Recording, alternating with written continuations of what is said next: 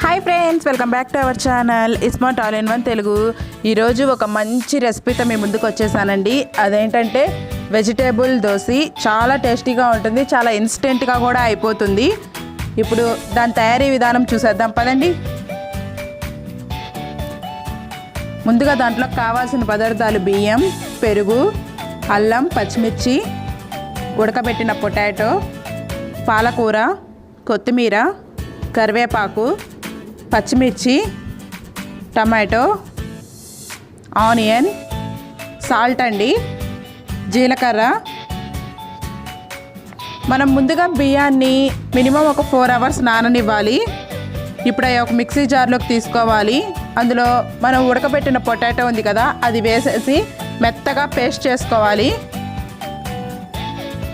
ఇప్పుడు వేరే mixie jar తీసుకొని అందులో పచ్చిమిర్చి వేసుకొని కొంచెం కచ్చాబచ్చా పేస్ట్లా చేసేసుకొని మనం ముందుగా రెడీ చేసి పెట్టుకున్నాం కదా బియ్యం బ్యాటర్, అందులో వేసేసి మిక్స్ చేసుకోవాలి.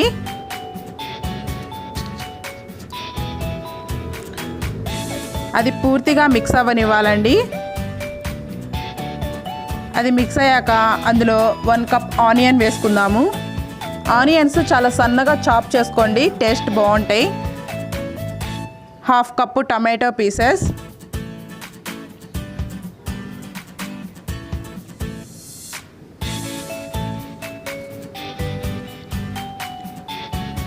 2 పచ్చిమిర్చి చిన్న చిన్న ముక్కలుగా కట్ చేసి వేసుకోవాలి.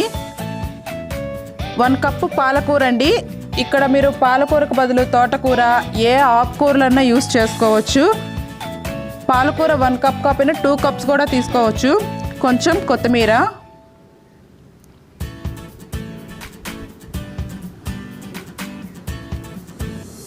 కొద్దిగా కరివేపాకు వేసుకోవాలి. వీటన్నిటిని బాగా మిక్స్ చేసుకోవాలండి. ఇప్పుడు ఇందులో జీలకర్ర అస్సలు స్కిప్ చేయమాకండి. ఈ దోశలోకి జీలకర్రే బాగా టేస్టీగా ఉంటుంది. రుచికి సరిపడా ఉప్పు వేసుకోవాలి. 1/2 కప్పు పెరుగు వేసుకొని బాగా మిక్స్ చేసుకోవాలి.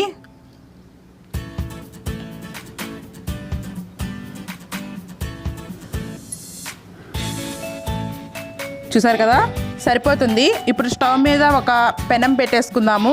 అందులో కొద్దిగా ఆయిల్ వేసుకోండి. మనం ముందుగా రెడీ చేసి పెట్టుకున్న బ్యాటర్ని ఇందులో వేసుకోవాలి. ఇవి పల్స్గా ఉండవండి, ఎందుకంటే మనం చాలా ఇంగ్రీడియంట్స్ వేసాం కదా, ఆనియన్స్, టొమాటో అవన్నీ కొంచెం థిక్గానే వస్తాయి, కానీ టేస్ట్ చాలా బాగుంటుంది. ఇలా వేసేసాక ఒక 2 మినిట్స్ మూత పెట్టేసుకుందాము.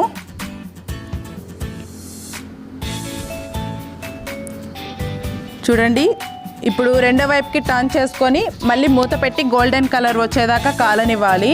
దీన్ని కొంచెం లో ఫ్లేమ్ పెట్టుకొని కాల్చుకోవాలండి, ఎందుకంటే కొంచెం మందంగా ఉంటుంది కూడా, లోపల మొత్తం కుక్ అవుతుంది. అంతేనండి, ఎంతో టేస్టీ అయిన వెజిటేబుల్ దోశ రెడీ.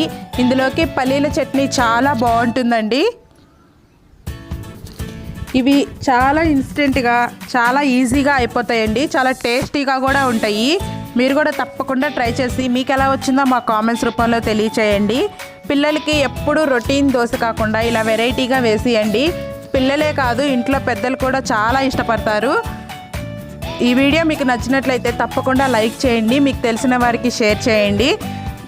మీరు కనుక ఇంకా మా ఛానల్ని సబ్స్క్రైబ్ చేసుకోకపోతే ఇంకెందుకు ఆలస్యం, కిందే రెడ్ కలర్లో సబ్స్క్రైబ్ బటన్ ఉంటుంది, సబ్స్క్రైబ్ చేసేసుకోండి. పక్కనే ఉన్న బెల్ ఐకాన్ని క్లిక్ చేయండి, మా నోటిఫికేషన్స్ మీకు త్వరగా వస్తాయి. ఈ వీడియో చూసినందుకు thank you friends. Bye friends.